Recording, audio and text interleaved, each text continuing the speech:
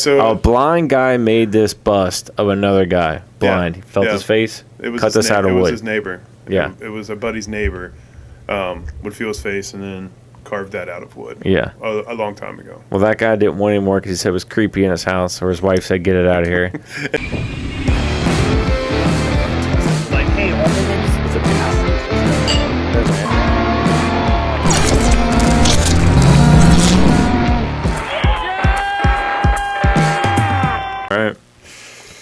All right. So with me today is my good buddy Jake. Someone told me I need to start introducing my guests. So, Jake, thanks for coming in, man. Hey, thanks for having me. Yeah. Well, the clock is on. Soon to be a dad. Yeah, a couple more weeks, like 5 more weeks. You excited? Very excited, super excited. Excited? Nervous at all? Yeah, it's a little bit of everything, right? Right. I mean, I don't know what to expect. First kid. Yeah. So, yeah, it's going to be a lot of fun. I meant to tell you, how's your head volume? If you need to crank it up, use that one right there. Okay. Your headphones. No, I'm good. Yeah, so what's like the things you still need to get done? No, we're pretty prepared. Yeah, we still got to buy a couple things, but got the good stroller, backpacks, stuff like that. Yeah. I've already been scoping out like the balance bikes. There you go. Helmets. As soon as they come out. All right, here, you need this. Yeah, pretty much. Pretty much. That's what I told everybody. I go, you guys can get us whatever, everything we need for the kid, but I'll take care of the bikes. Yeah. Yeah, because there's certain ones I want to get. They make throttle e-bikes now for kids, e-balance bikes. It's wild. It's so cool. Yeah, my nephew's got one, dude. He rips on it. Yeah. I guess you can do stages of training and then like the next stage or to where you feel they're comfortable, then move them up. Yeah. And they actually have them now where you can take the balance bike and even before they're able to walk, you put it in kind of like this little rocker thing. So it's stationary, but they're used to sitting on it. Really? Yeah. They keep getting younger and younger and younger with we should have created this. things. Be rich. Yeah. $1 billion idea. Yeah. For sure. Boy or girl, don't know yet? Don't know yet. Not going to find out. But you have a name for each one. We do have the names picked out. So we're ready. Ready. Yeah. I guess as ready as you can be. Are you and Emily both guessing the same gender? No, I think it's going to be a girl. She thinks it's going to be a boy. So it's going to be a surprise. Yeah. Yeah. It's pretty wild though. It's fun. It's exciting. Well, hell yeah, man. Yeah. Awesome. Yeah, I'm pumped. So we just rode this past weekend in Knoxville, and you just got an e-bike transition. Yep. Rode that down there. Was that your first official ride on the bike? Yeah, so I got the bike right at the beginning of January. So this is the beginning of February. Mm-hmm. The trails around here have just been so crappy. Yep. And it's been cold, so I hadn't been able to ride it. First really nice weekend in Knoxville. We all decided to head down there. So it was a good starting point for the bike. Brand new bike, brand new tires I've never run before. What are they? Full new, the Schwabel, the Magic Marys. Okay. And, brand new setup. It's got a Fox DHX coil on it, which I've not run before. I've run a 38 front fork. It's raked out more. It's a mullet, which I've never really rode before. So with all that being said, I think going to Knoxville is like the perfect test to get the bike kind of dialed in and set up. Because Baker's Creek, there's green trails, there's blue trails. Even the green trails are pretty gnarly. They're a lot of fun. Yeah. And you can just do lap after lap and kind of get everything dialed in. So it was good. It was a good first outing on the bike. What did you think of that coil? The coil, to be honest with you, once I got it kind of dialed in, it felt like the other shock I had, the other flux, but it felt good. Yeah. And I could actually feel the rebound a little bit more. It was pretty cool. So the transition relay that I bought, the P&W version, is 170 by 170. Whoa. Yeah. Mullet too. Yeah, mullet. So I was used to the SB 150 Yeti that I had was a 170 150. Mm-hmm. So a lot more travel in the back. So for what it's worth, I could feel a lot more travel for sure. But the coil, which other people had told me, the hardest part was trying to set the sag up, really. Mm-hmm. And I was told that it's going to feel a little bit looser than the other shocks that I'm used to, and it did. But I got used to it pretty quick. It still climbed fine. Yeah. But I mean, it's an e-bike too, so Yeah. no problem with climbing back up the trails. But yeah, it felt good after a couple hours. To be honest with you, by the last run of the day, we did Devils. It was feeling really good on Devil's Backbone or Devil's Racetrack, and we did one more lap down Barn Burner, which is a flow trail in Knoxville. Yeah. We did a couple laps on it, and that last lap, I was like, oh man! And it was already 5 o'clock. It was getting kind of late. We were pretty much done, but of course, end of the day, I felt like that was the best lap of the day. Really? You know what I mean? Yeah. Yeah. How'd you feel jumping on the e-bike versus your acoustic bike? It's completely different. So we've, you and I have had rental e-bikes before. So I kind of knew that, the weight of it, but obviously it's completely different. Jumping on it, the actual jumping in the air was different. It felt more stable, to be honest with you. Yeah. The weight of the bike felt stable. Handling it, those tires were awesome. It took me a couple runs to really start to trust them. Yeah. But super knobby, not the quickest rollers, but they really stuck. And it was some of that. I guess some of the clay out there, right? Yeah. On in Baker's was it was a little damp when we first started riding, so it was pretty sticky. So it felt good, but the weight was the biggest thing. How about you? You rode an e-bike out there too. Yeah, I rode the Trek EXE. It was good. It was a loaner. Shout out to Trek Fort Wright or Fort Mitchell. Fort Wright. Yeah. For letting me use their e-bike. The only thing I didn't like is the SRAM brakes, the code brakes. You were even like, you're riding with this thing, dude. I kind of got on it, and it was the rear. It was the back brake, and it went all the way to the handlebar. It was wild. Yeah. And you're like, yeah, I've been riding it like that all day. I was like, oof. Yeah. Yo.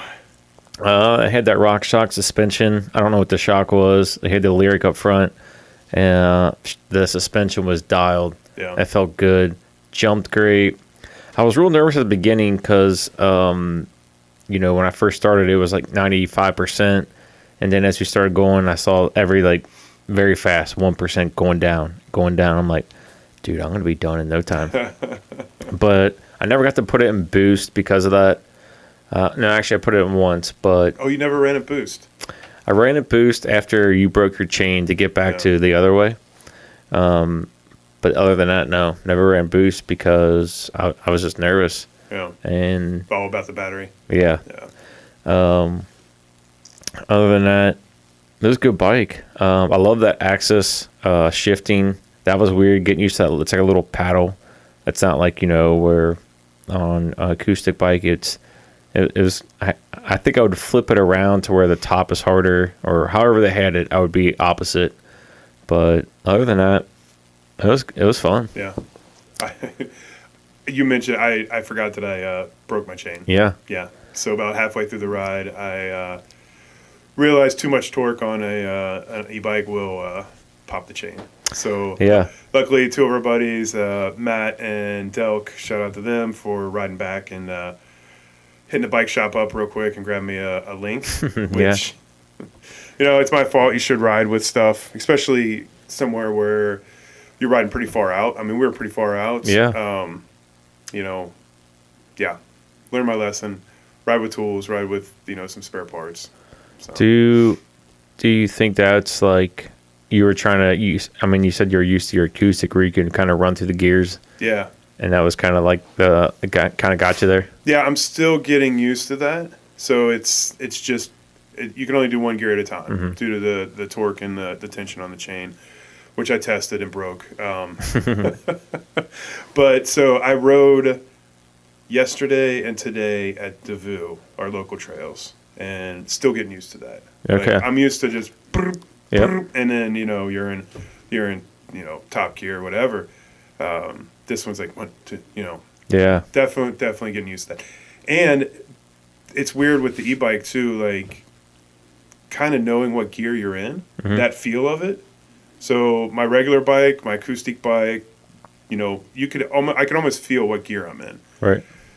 This one, especially climbing, like I sometimes have to look down. I'm like, oh, okay, that's what gear. It's getting there. Like today was a lot better, kind of feeling what gear you're in. But yeah, it's definitely a change. Do you think you'll switch to Axis eventually? Yeah. Yeah. I think it's almost going to be inevitable. Right. It almost, it's just the next step, right? Mm-hmm. I seem to be behind on everything, but yeah. Hey, I still don't have one. But you're riding them, you're testing them. Yeah. It's kind of like I put it off for a while, getting the e-bike. I put it off all summer, and it was more of like I had a couple in mind, and if you're going to drop some cash on it, you want to get what you want, right? Right. So I had a couple lined up, and I decided to go with the Transition. Yeah. It's a good looking bike. It looks good. It's a fun bike too. Yeah. It really is.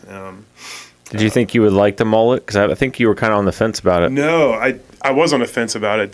The only reason that the P&W setup that they do, because they're out of the Pacific Northwest. Washington. Washington area.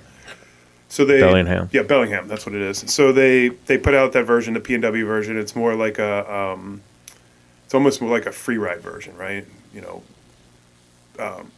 Big suspension on it, big coil suspension, mullet out, but it does have a flip chip in the frame where you can set it on high, so you can make it 29. Yeah. That was a selling point for me because I was very iffy about the mullet. Because I looked at some Specialized and I was like, man, I don't want to get stuck with what if I don't like it? I had my Bronson in the past was a 27.5, smaller tires. It was a lot of fun, but once you switch to a 29, it's completely different. Yeah. But it was so far so good. I keep hearing that they corner better. It felt like it's cornering fine. I think the more I ride it, the more I'll notice the smaller wheel in the back. I will say that Trek, what they do is on the Axis, they run off their main battery. And now I don't know how much that pulls from it, but I like that versus like you got to carry two batteries, Right. whatever. I don't know how much battery that Axis is pulling. I wonder if you go Axis, they can do that, or probably not since it'll be like an aftermarket. Yeah. I don't think they could hook it up. I don't know. Maybe that's the next thing, the aftermarket to hook up to the battery. Maybe that's our next invention. We better get on it. A little behind on that, but the Transition actually the battery comes completely out to charge it. Really? So that's the only way you can charge it. Yes. You can't, nothing inside. Nothing inside. So it has a little door on the down tube. Open that up, just pull the battery out, and then you plug that in. Interesting. So part of that Transition Relay, part of the advertising for it is that you can run it without a battery if you wanted to. So it's set up supposedly to ride really well. It's just an acoustic bike. Just in case you're somewhere where they don't either allow e-bikes or you just you want to run an enduro on regular bike, something like that. But it's kind of built like that. Have you rode it without the battery in? No way. I don't know if I will. Yeah. But it's one of those things. Like I was out today. I only had an hour to ride, and I did a couple laps, and I did a couple more laps than I could have done on my regular bike. Really? I mean, that was a big selling point for me. Like, especially having a kid soon. Yeah. I'm gonna be limited to the time that I ride, so I'm not trying to be the fastest guy up the hill anymore. Yeah. You probably don't miss those climbs. Never was. No. And dude, you still get a hell of a workout. Like, that's what people don't understand. It only works on how much energy you put into it. Right. So if you're just barely cranking on it, it's just barely going to go anyway. It's not going to shoot you straight up the hill, even if you're in boost. It's in a lot more upper body. Yeah, for sure. And then you're doing more downhill runs, which obviously gets you in great shape too. so yeah, I mean, the couple times I've gotten to ride it, I've gotten off just sweaty and felt like I got a great workout. Yeah. Yeah. Our buddy Matt he's texted me on Monday, zonked. Yeah. Said, dude, I'm just done today already. He's just like, I just feel drained. I was like, well, you guys did hustle back. I guess that was it. I don't know. Oh yeah, yeah. But I mean, we did a lot of miles. I really think you could almost double up if you just, we always stop and bullshit and stuff and hang out for a little bit. But if you're just on it, like you go to Deville and you got an hour to ride, I feel like you'd almost double up what you would normally do. Yeah. Just put your head down and go, and you're going to get a hell of a workout with it. Yeah. Yeah.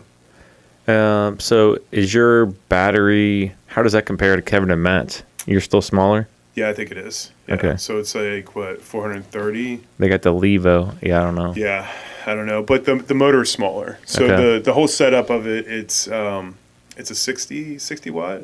Yeah. So I think they have like 90 maybe.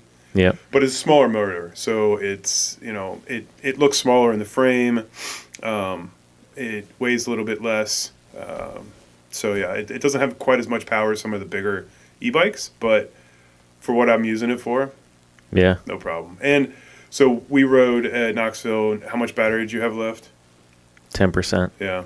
So mine was around like 30-something%. And I Really? was using boost too.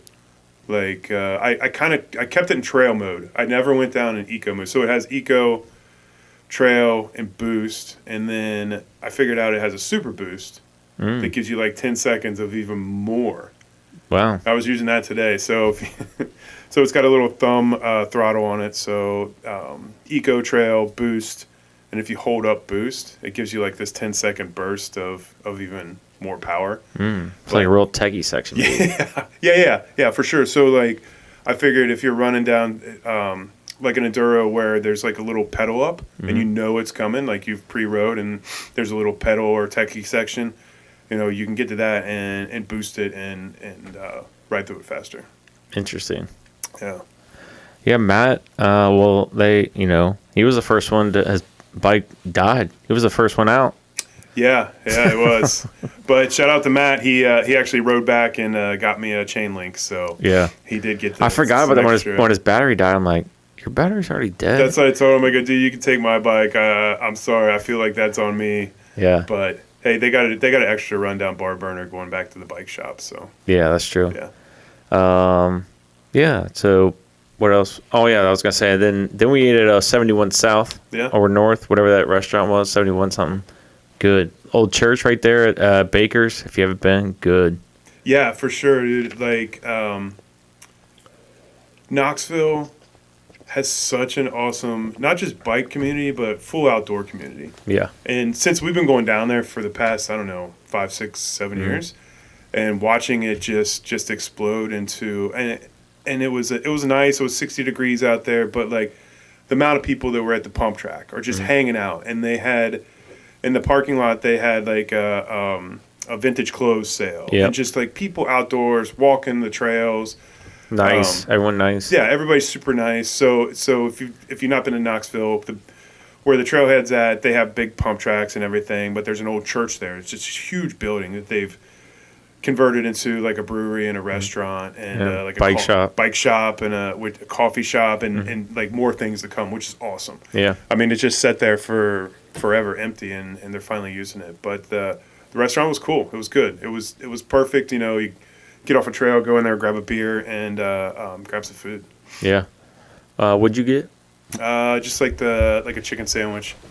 Did you get the hot? The southern chicken sandwich. Oh, yeah. Blue cheese. I don't know, blue cheese slaw on or something, but it was good. Yeah. Yeah, I got the what is it, like Nashville hot? It was pretty good. And the bad part about Knoxville is you're ready to like drink some beers, have a good time, but then we always have a 3.5 hour drive back.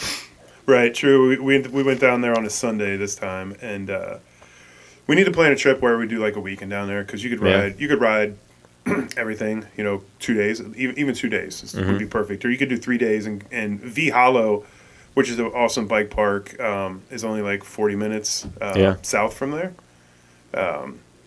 So you could even hit that up too. But yes, the drinking a couple beers and then driving 3.5 hours back is always kind of it's either for the driver, you can only have like a beer or two, and then for the other dudes, it's like you have a couple beers and then you're like, it's dark and Or you start fading quick. Yeah. You just go ham like Steve, and you get shots. And you're like, look, I'm not driving. Why do I care? I had a little bourbon sipper with Steve. I feel like that's usually when we go to Knoxville. I feel like we always get like a little bourbon sipper. That's like for some reason, or we'll go to the taco place, usually in Knoxville, and get like a bourbon sipper after to kind of celebrate good runs. So no taco, man.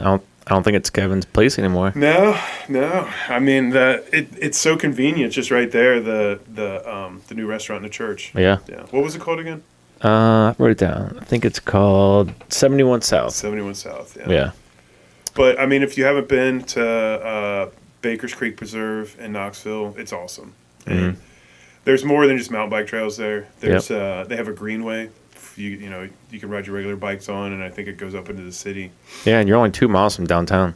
2 miles from downtown, and in the summertime, the river there's all kinds of activities on the river. They do festivals, and they're doing it awesome. Yeah. And unfortunately, people are driving right through this area to get down there. Yeah. And then we're leaving the area to hit those trails. So yeah, it is what it is. Or we're going north to hit Horns. Yeah. So, man, I don't know. Do you like Knoxville or do you like Horns better? They're two different. They're about the same distance, right? So Horns is like 3 hours, I think. Horns is a little bit shorter. Yeah, maybe 2.5 hours. Yeah. So Horns Hill is up in Newark, Ohio, and it's more. I'd say it's more techie downhill stuff for sure. But that's all there is. I mean, there's a town, but it's not. It's not involved. Like it's all flat, and you see, okay, there's Horns Hill, and what Dave and the crew out there has done is just awesome. Yeah. It's just amazing out there, and it's people are leaving this area and going up there and riding all day, spending their money at the. There's a couple of breweries around, a couple of restaurants. It's great for the city, and the city pretty much gives them free reign on things. Yeah. Which is awesome. And the dudes taking care of the trails and everybody that helped build up the trails. But yeah, I don't know. It's hard to pick, right? It's almost two different places. So I like one of both of them. You want more flow, you go to Knoxville. You want more techie chunk downhill, you go to Horns. If you're just looking to ride and get better, or I don't know, yeah. If you just want to ride Horns, if you want to all experience Knoxville. Yeah. I guess. Yeah. Because now they got an amphitheater going in down there.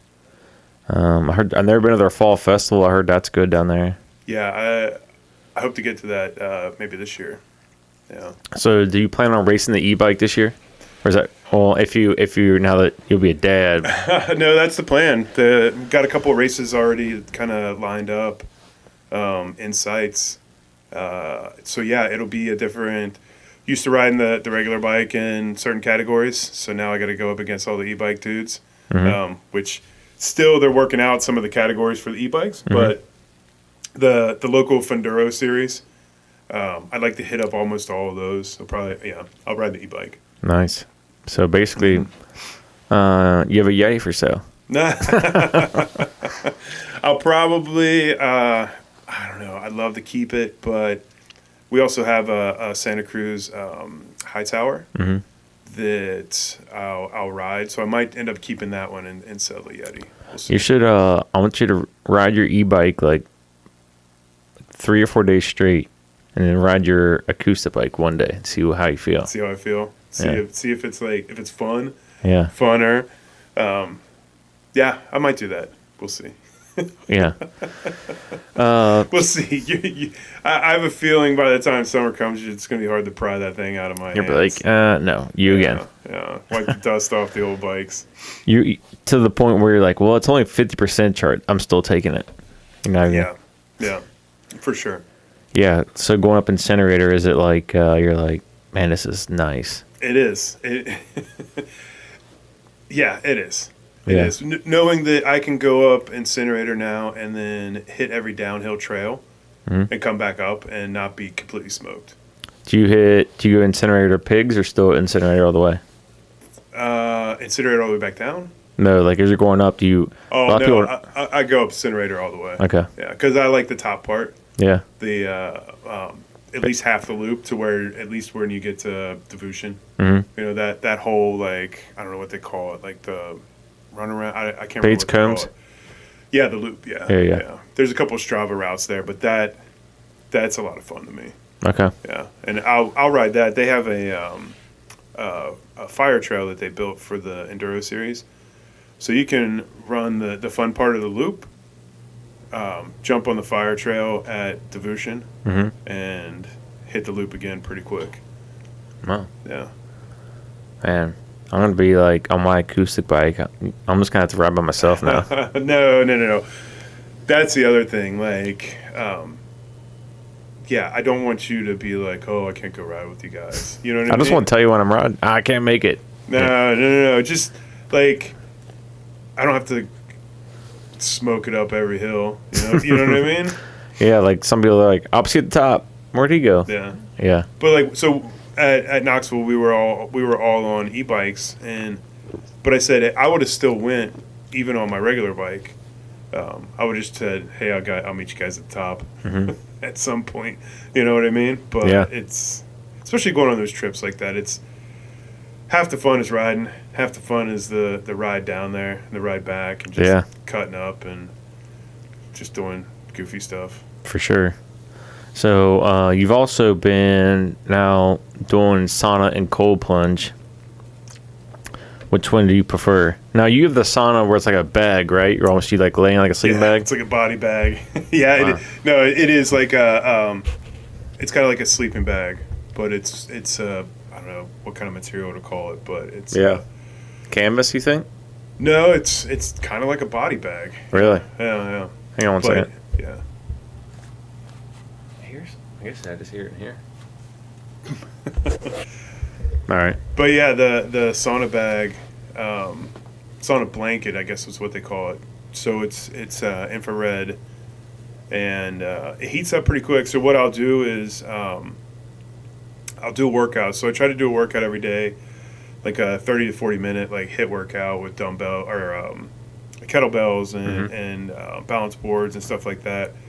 I'll heat that up. I'll get in that. The only thing with the blanket is it takes longer. So I usually do it for 45 minutes, but I'll get a pretty good sweat going. Okay. But I only do that maybe twice a week, 2 to 3 times a week.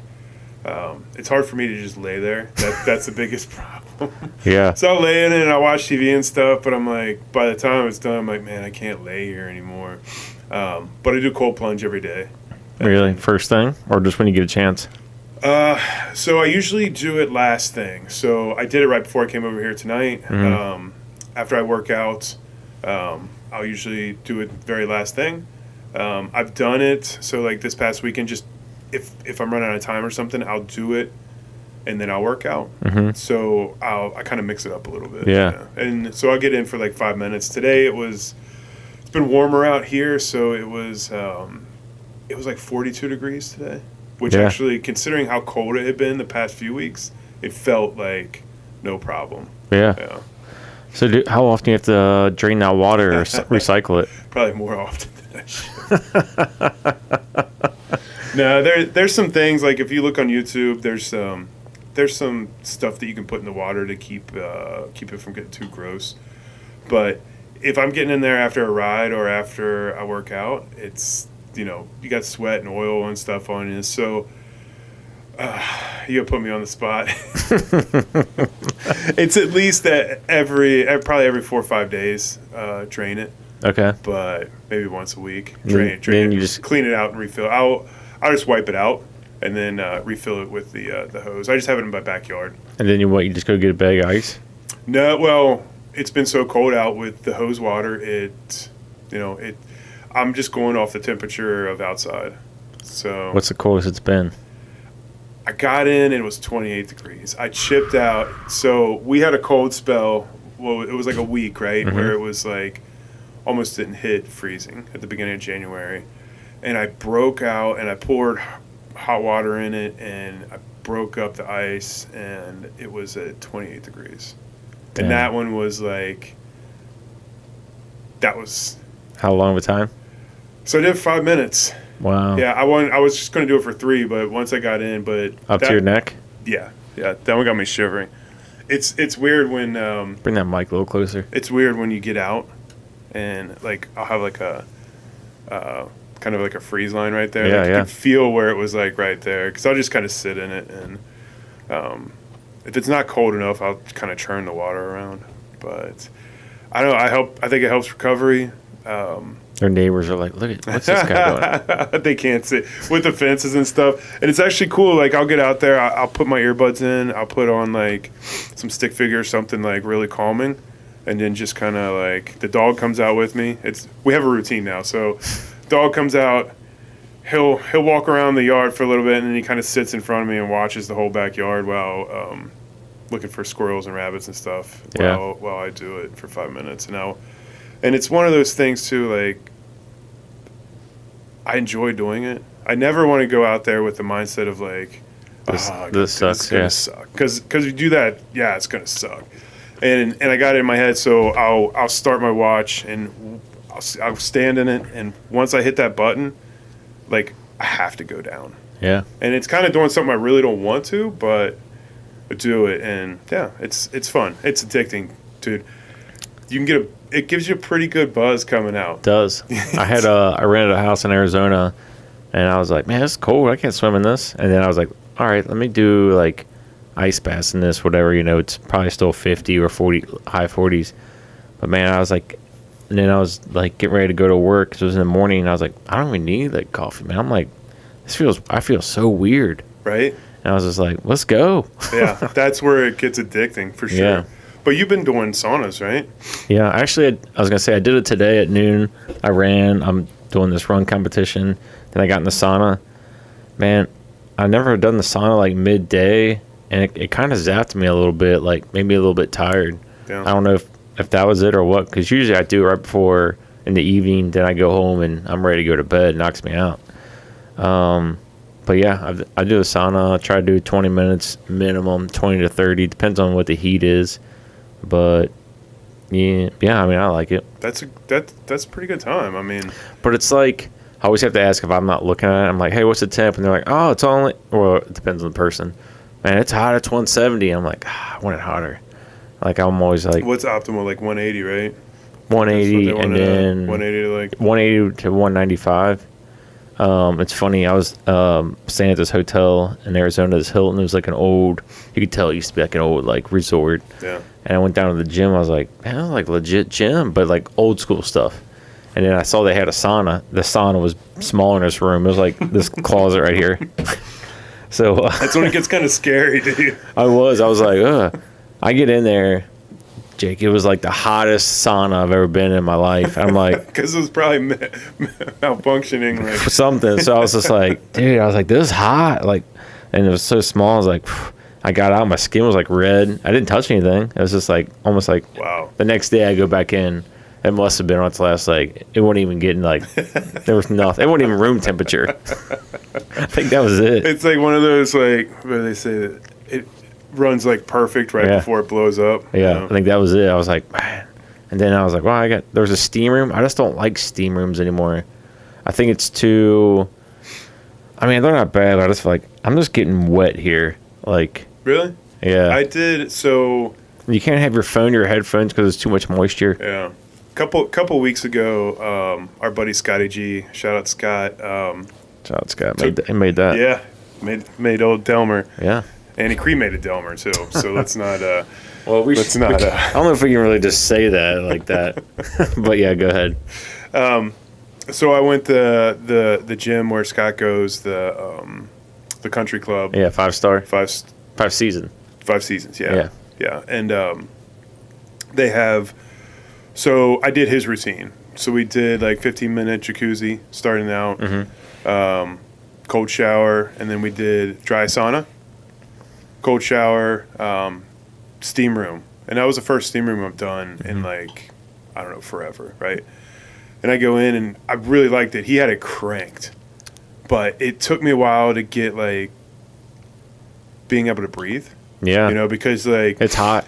it's like burning. It's like a weird- No matter what you do, it's very weird. Yeah. Yeah. Yeah. And we did that, and then we did a cold shower, dry, and then back to the steam, like a whole routine. And it took I don't know, 2 hours maybe. Wait, you just did all that? You didn't do like nothing else? No, it was Scott's kind of like refreshing routine, right? Like rejuvenating, and it was awesome. Yeah. I got back to the house, dude, and talk about being smoked. I was like, whoa, like it took it out of me, but it was very like cleansing, and like it's something I definitely do like every few weeks for sure. I can't do he told me before, I can't do the cold shower because I know I can just turn it off. Like I'm just like, I'm done here. That's why I before I did the ice plunges, tried doing the cold shower and I couldn't do it.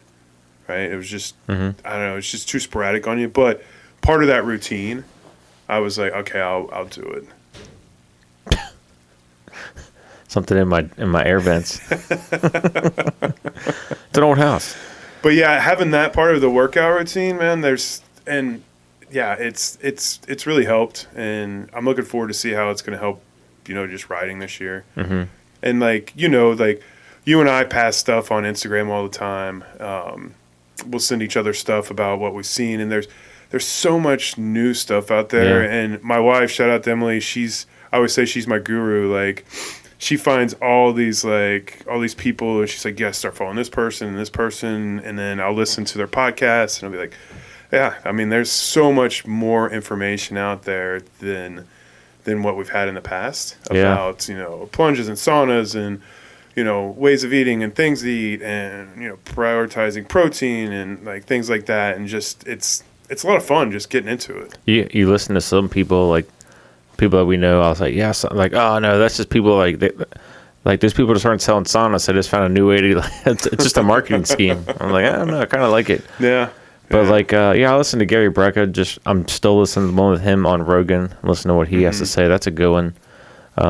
It's kind of crazy of the stuff that we put in our body and how we don't even realize how. Oh, for sure. Like how bad it is. We've been talking about the microplastics. Yeah.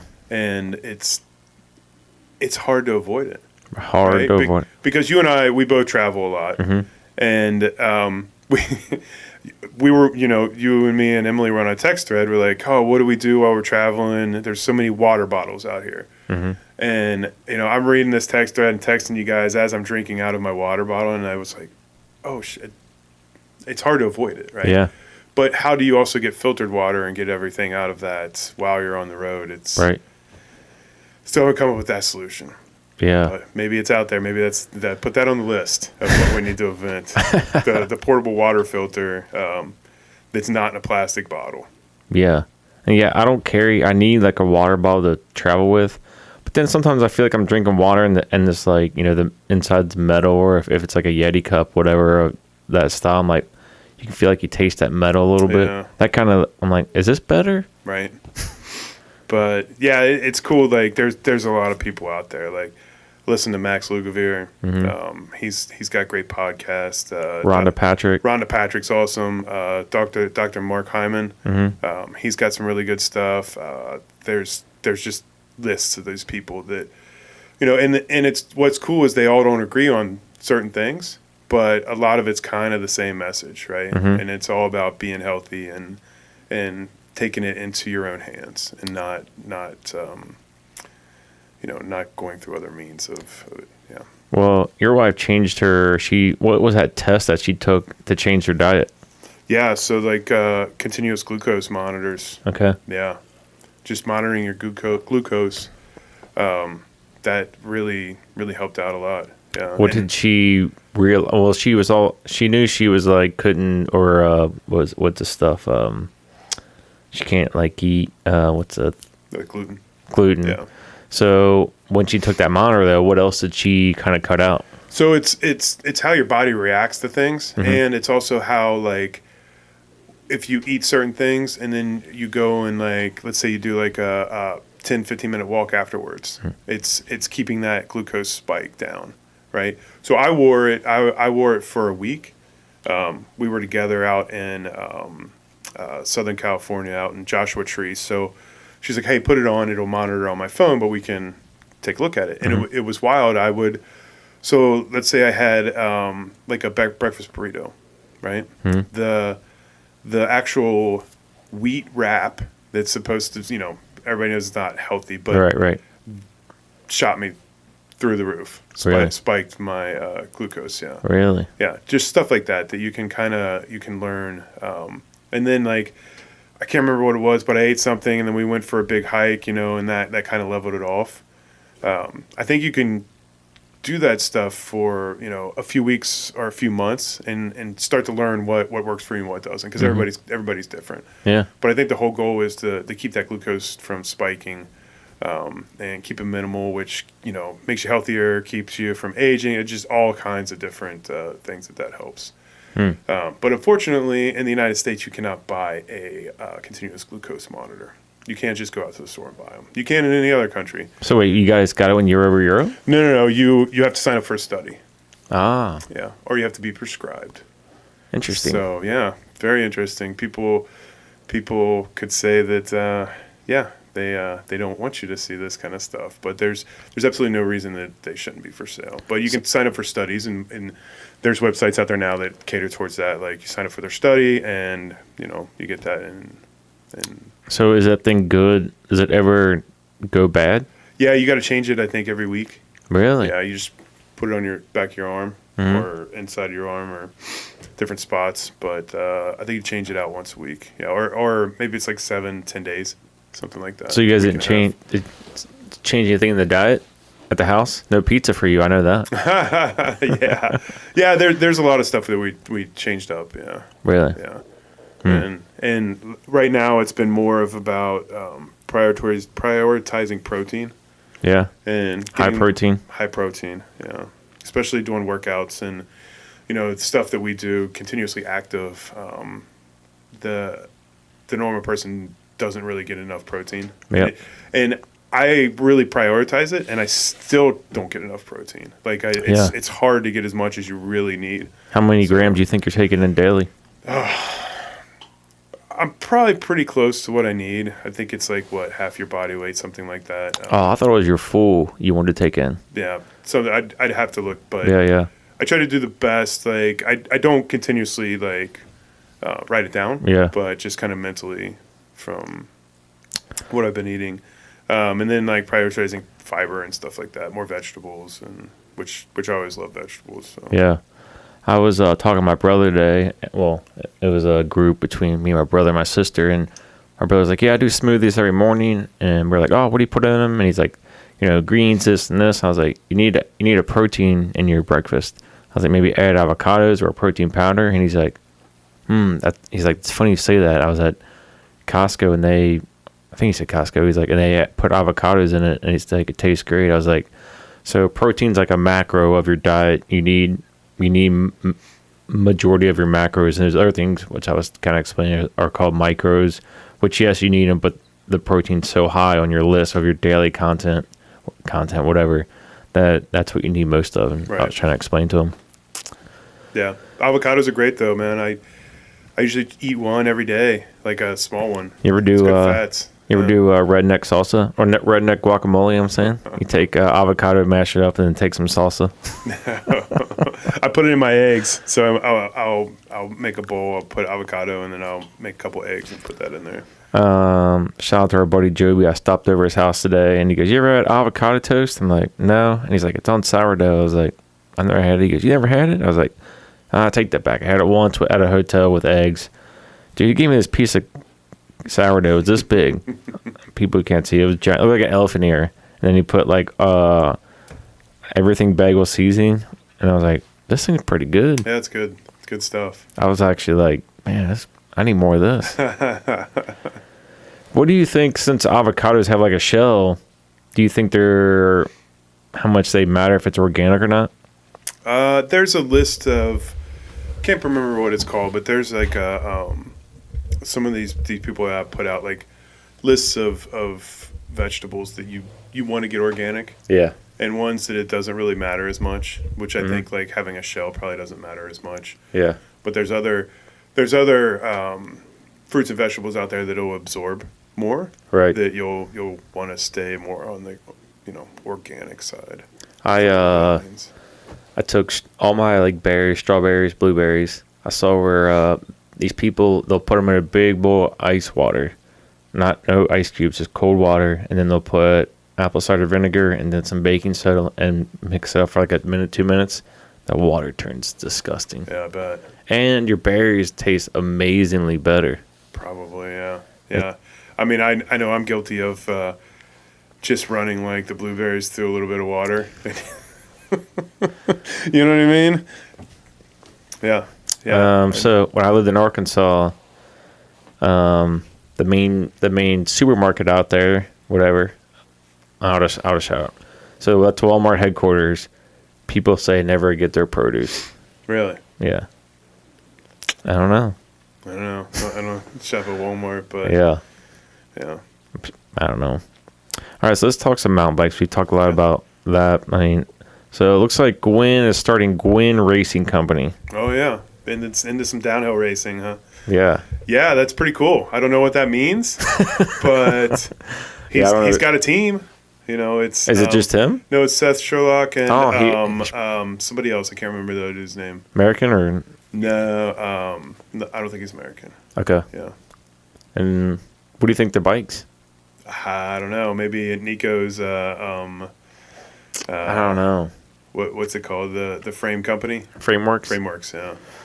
It's not intense. I would be very surprised because he kind of had a post that said he was, thinks intense. Yeah. I don't know. I couldn't even speculate. I was surprised when he said he had it making his own team, but it makes sense because he was running the intense downhill team. I think he was helped run the YT downhill team. He's got the experience. He bought a bike park, which is pretty cool. Yeah, and it's cool that they're able to do that and do their own thing. Yeah. And the Athertons have been doing it for a while, probably like 4 or 5 years. Easily, yeah. Yeah, it seems like just yesterday that the Athertons announced they're building their own bikes and running their own race teams, but they're kind of able to do it their own way, right? Right. So, and I don't know if you can get some backers and some sponsors, and you're good enough. I mean, Gwyn's legend. I heard the biggest hiccup from him not signing with anybody was he didn't want to do all of the season, the UCI season. He just wanted to like pick certain races. Really? And the most manufacturers or teams want to be like, no, we want you for all of it. Right. And they're not gonna just pick you. All right, you just choose what you want. I could see that, but yeah, the schedule this year, super disappointed that they're not having a downhill race in the States. They're doing a cross country race at. Well, UCI we do also have the Monster Energy downhill. Yeah, I'm sorry, UCI, but they're not coming back to West Virginia, right. Or going anywhere else in the States. It's one of the highlights of the year is going out to West Virginia snowshoe and watching the downhill race and having fun and partying and stuff. So we're gonna have to find something else to do. Where is the Monster race at? There's 4 of them. There's Rock Creek. You kind of caught me off guard here. Oh, my bad. Yeah. I think there's one out west. Are they all in the States though? Right. Yep. Okay. Cool. Yeah. Cool. And I might have a thing where I might be shooting some in field. Someone's working. Hit me up like, hey, would you be interested in doing some media stuff? There you go. Dude, sweet. I have to see where these locations are, though. Who knows? I could set myself up for failure. But yeah, that'd be sweet. I think that's at least there's still downhill in the States. Yeah. I mean, and then you also have the Southeast downhill, which is which I think it's getting bigger and bigger. Yeah. Right? So if you're riding downhill, you're in the Southeast basically. Yeah. You're in Tennessee or you're in North Carolina. Right, that's where everybody's training. That's where they're building the parks between Gwyn and Nico and Dakota and Luca. That's where it's at right now. So I listened to Tanya Seagraves a little bit on Gypsy Tale podcast, and she was talking about what has happened to UCI and the discovery, and she said right now, the riders aren't big fans of it, but I think they're also like, let's see where it goes. But everyone liked the way it was. No one's really they're not huge fans of running this semi. It's downhill, it's all for nothing type thing. Yeah. But I get that. I wasn't a huge fan of the semifinal runs, and then however many would they take, like top 20, something like that. yeah, And then you had a final run. right. So, I mean, change isn't the worst thing, but I think as a sport, you don't necessarily need to change that much. Other sports change and adapt, but not dramatically. Right. So yeah, I think the riders weren't really fans of it, Right. especially the semifinal run and then a full final run. I think they'd rather do qualifying and then you have one run, you lay it all out, and that's it. Yeah. We'll see year 2 what happens. Yeah. I mean, there's some serious Americans who are pissed off. It's not over here. Well, where do you see the enduro series going? Gone. Yeah. Yeah. I don't know. I just don't think it's enduro is hard to like film because it's like stages. How are you gonna set that up? They started doing a good job of recapping, but it wasn't live, right? The recaps were cool, but it wasn't live, Right. which is a big deal. A lot of the companies started pulling their money out of it, pulling bikes out of it. Not as many sponsor people. And once that happens, it's hard to keep it afloat. Yeah. I don't know. You hate to see things close up. What's also crazy in the bike world, which I've mentioned this before, like 2 years ago, bikes were just not even on the shelves because they were all sold. Right. And now it's like complete opposite. Yeah, I think Bike companies are closing doors. Yeah, that's scary. It's weird to see some of the bike companies shut down and see them, shut down race teams completely. Go, which has happened in the past. They've kind of, bike companies have kind of regrouped from racing teams, but to see them actually shut their doors, then there's a surplus of bikes out there. Yeah. I'm telling you, it's good for the buyer. Yeah. Yeah, the prices are down as much as, the way we look at it, they're down, right? They're down, but they're up. It's everything's still super expensive, but they're I think there was a surplus of bikes that they overestimated, over forecasted for, and now they're trying to get rid of them. Yeah. What do you think of that Pivot 35-year, that pink bike just came out, that Switchblade? That was pretty cool, yeah. Yeah. Yeah, what did they call that? I can't remember the name of it, but yeah, the color scheme was cool. Yeah. Yeah. I would buy it, but it's not an e-bike. Yeah, but you got your eye on a couple of Pivot e-bikes, I'm sure. One, yeah, the Shuttle AM, that's pretty cool. I like that. So far, that's the only e-bike I would get in a medium. Yeah. The Trek was a large. Everything else I've ridden in a large. Well, I rode the Transition in medium. That's just because they were out of large. Felt pretty good. Put the little tight up front in the cockpit. Yeah.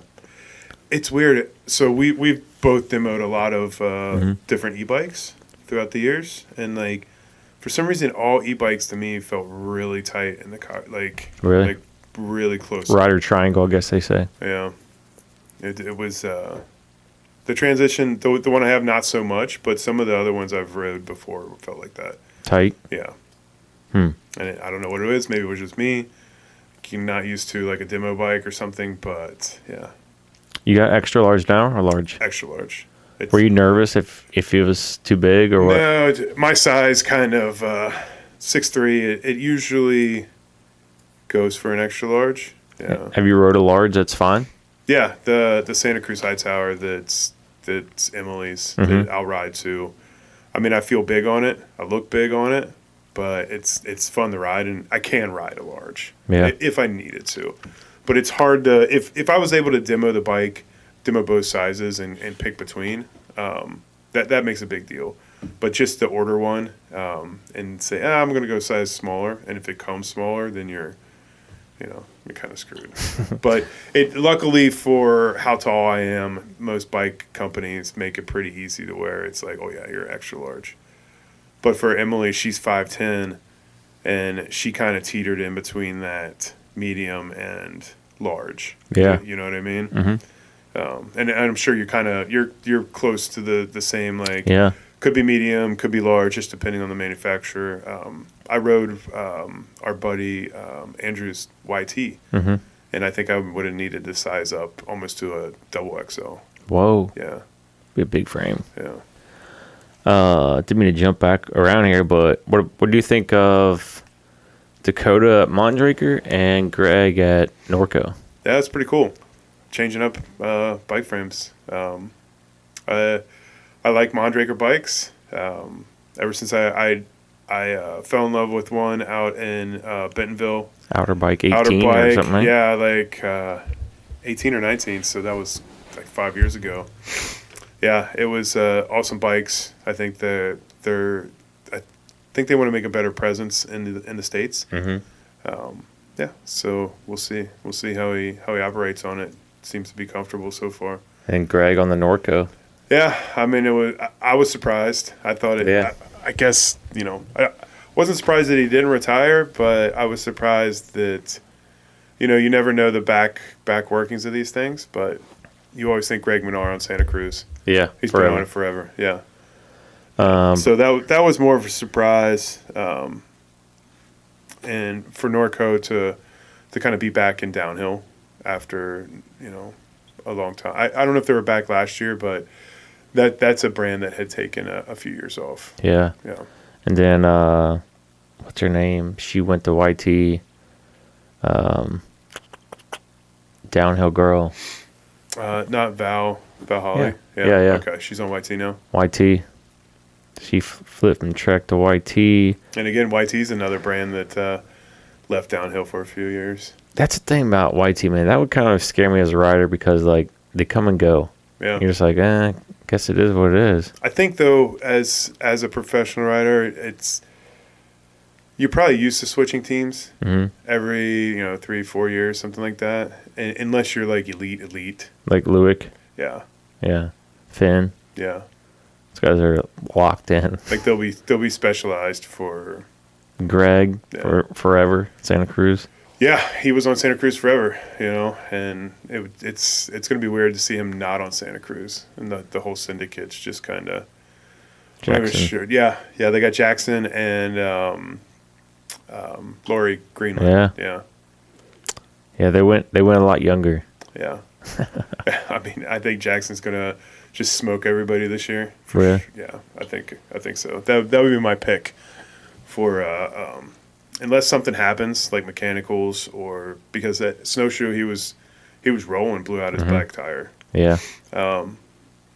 He rides smooth versus like Lewick's more like bulldogish. Yeah, he makes it look super easy. Yeah.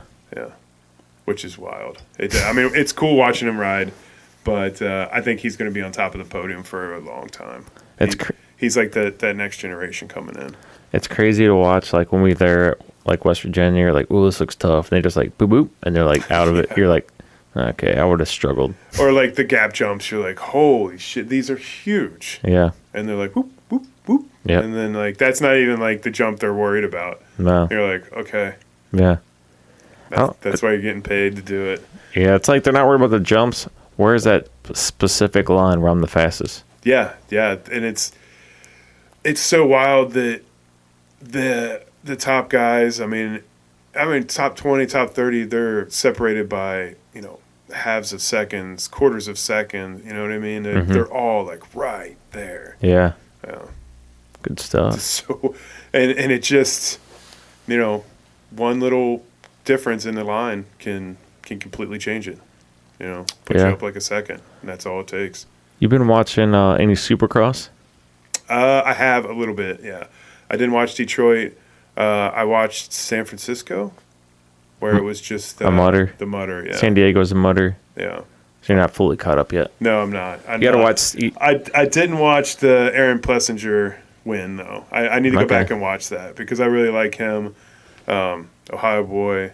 Well, you gotta watch Detroit for a guy named Cameron McAdoo. Okay. So there's a 250 race, the 250 main. some dude gets locked. His bars are locked on this other dude's gas tank, and they said it's just locked. And so he comes across, takes out half the field. Was that from the start? Because I heard it was Yeah. a gnarly start. Like, yeah. In the main, not the heat. And this one dude gets up. His pants are ripped right where his balls are. And he rode, and there's a perfect hole. His balls fell through this hole, and he rode the whole time with his balls out. Yikes. Yeah. Finish the race like that. Yeah. Damn. Someone asked him, like, did you think about quitting? He goes, quitting? No. We got to make up points. I love it, man. Yeah. That's awesome. You imagine, though? Like, you're behind him, No. you're like, I'm No. staying back here. Or do you stay back there, or you try to get around as fast as you can? No, you try to pass that dude. You're like, I don't want to watch that. Yeah. Get around this guy. Or do you like, what is that? Like, the whole time.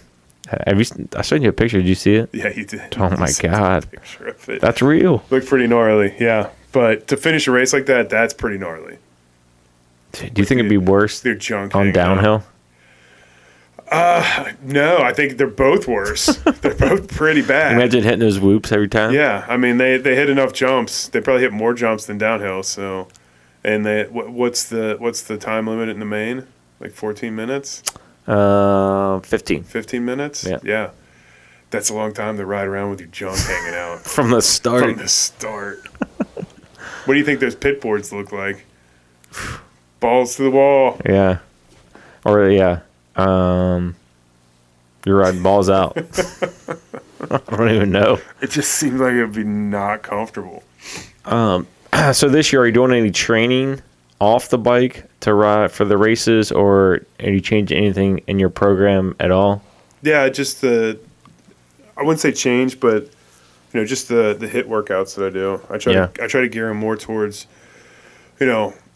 legs, shoulders, grip strength, stuff. Balance is a big one, and then working on cardio. Whether it's riding the gravel bike on the trail, on paved trails.